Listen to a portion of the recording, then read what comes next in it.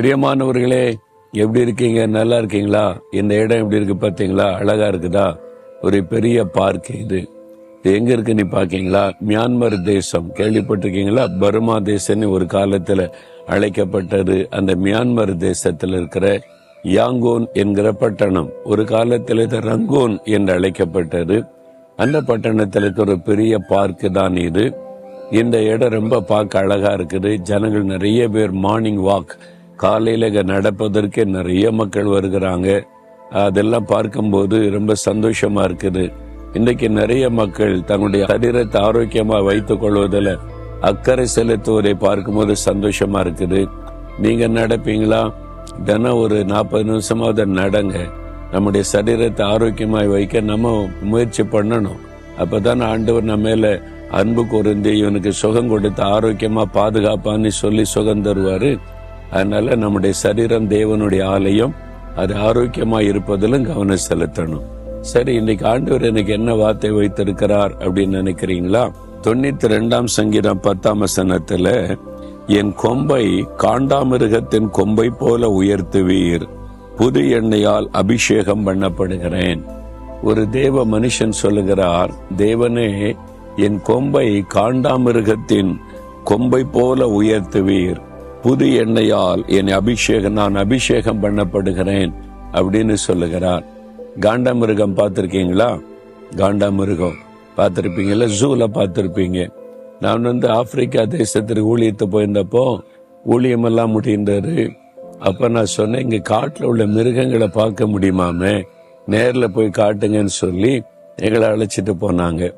அவன் போனது பிக் 5ன்னு சொல்றாங்க.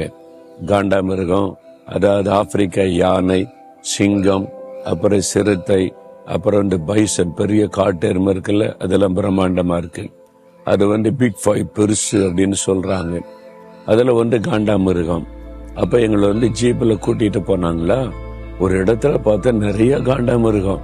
இந்த காட்டுக்குள்ள நேரடியா பார்க்கும்போது ரொம்ப மகிழ்ச்சியா இருக்குல்ல, த்ரில்லிங்கா இருக்கும்ல. ஜூல ஒரு கூண்டுக்குள்ள பாக்குறது வேற, காட்டுக்குள்ள நடமாடும் போது பாக்குறது வேற. அதோடைய உருவம் பார்த்தீங்கன்னா அவ்வளவு பெருசா இருக்குது.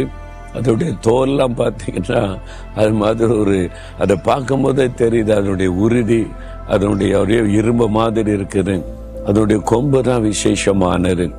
ஒற்றை கொம்பு உள்ள காண்டாமிருகம் இருக்குது, இரட்டை கொம்புகள் உள்ள காண்டாமிருகம் இருக்கிறது. காண்டாமிருகத்தின் சிறப்பே அதனுடைய கொம்பு தான். கொம்புக்கு முன்னால எதுவும் நிக்க முடியாது. அந்த கொம்பை வச்சு அது முட்டி தள்ளிடுது. எதுவுமே சிங்கம் கூட அது பக்கத்துல நெருங்க முடியாது. அந்த கொம்புல தூக்கி வீசிரும். அந்த மாதிரி பலன் உள்ளது அந்த கொம்பு. ஆண்டவரே, என் கொம்பையும் காண்டாமிருகத்தின் கொம்பை போல உயர்த்துவீர் என்று பக்தன் சொல்லுகிறான். அப்ப ஒரு பலன், ஒரு வல்லமை, ஆண்டவர் என்னை நீர் உயர்த்துவீர் என்பதாக நீங்கள் அப்படி ஜெபம் பண்ணினா தேவன் அந்த பலனை தருவார். எப்படி தருவார்? உங்களுடைய அந்த அபிஷேகம், புது எண்ணெயால் அபிஷேகம் பண்ணப்படுகிறேன்.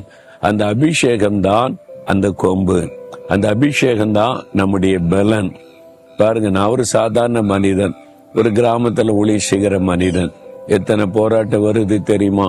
மத தீவிரவாதிகளால ஒரு பக்கம், அரசாங்க அதிகாரிகளால ஒரு பக்கம், இன்னும் சொந்த ஜனங்களால் வரக்கூடிய போராட்டம், இன்னும் எனக்கு விரோதமா செய்யப்படுகிற மந்திரவாத பில்லு சூனியங்கள், ஆவிக்குரிய போராட்டம். இவ்வளவுக்கு மத்தியிலையும் ஒரு சாதாரண மனிதனால எப்படி நிக்க முடியுது? எனக்கு ஒரு பலனை தேவன் தந்திருக்கிறார். காண்டாமிருகத்தின் கொம்பு கோத்த பலன், அது என்னுடைய அபிஷேகம், கர்த்தர் கொடுத்த அபிஷேகம். அந்த பரிசுத்தாவினர் அபிஷேகம் தான் நம்மை பலப்படுத்தி ஜெயம் கொடுத்து நடத்தும். நீங்கள் அந்த அபிஷேகத்தை பெற்றுக்கொள்ளணும். தேவன் தம்முடைய ஆவியை உங்க மேல ஊற்றும் போது அந்த அபிஷேகம் உங்க மேல தங்கி இருக்கும் பாத்தீங்களா? அதை பார்த்து பிசாசை பயப்படும். நானே பார்த்திருக்கிறேன். எப்படி உள்ள தைரியமா இருக்கிறேன்னு நினைச்சீங்கன்னா, சில சமயம் மந்திரவாதம் பண்ணி அந்த ஆவிகளை அனுப்புவாங்க. அது கண்ணுக்கு தெரியும், அது நிக்கும். அப்ப நான் சொல்லுவேன், பிசாசே நீ என்னை தொட முடியாது, நான் கர்த்தரால் அபிஷேகம் பண்ணப்பட்டவன். அந்த வார்த்தை கேட்ட உடனே பிசாசு நடுங்கும். என்ன பிசாசு ஈஸியா தொட்டரலாம், சேதப்படுத்திடலாம். ஆனா என் மீது இருக்கிற அபிஷேகம் என்னை பாதுகாக்கிறது.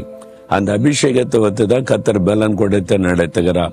நீங்கள் அந்த அபிஷேகத்தினால் எப்பவுமே நிறைந்திருங்க. காண்டாமிருகத்தின் கொம்பை போல பலனோடு நீங்க இருப்பீங்க. ஆண்டவரே, அந்த அபிஷேகத்தை எனக்கு தாரும். தினந்தோறும் புது எண்ணெயால் என் அபிஷேகம் பண்ணணும். என்னைக்கு அபிஷேகம் பெற்ற நீர்கூட தினமும் அந்த அபிஷேகம் உங்க மேல இருக்கிறதுல கவனம் செலுத்துங்க. அப்படியே ஜெபம் பண்ணுங்க. ஆண்டவரே, காண்டாமிருகத்து கொம்பு கோத்த பலனை எனக்கு தருகிறேன். உம்முடைய அபிஷேகம் என் மேல தங்கட்டும். அந்த அபிஷேகத்தினால் என்னை நிரப்பும். பரிசுத்த ஆவியானவர் என் மேல தங்கியிருந்து என்னை வழி நடத்தும். இந்த நாள்ல நாங்கள் ஜெயம் பெற்றவனாய் முன்னேறி செல்ல அந்த அபிஷேகம் பலன் தருகிறதற்காய் ஸ்தோத்திரம், ஸ்தோத்திரம். இயேசுவின் நாமத்தில் ஜெபிக்கிறோம் பிதாவே. ஆமேன், ஆமேன்.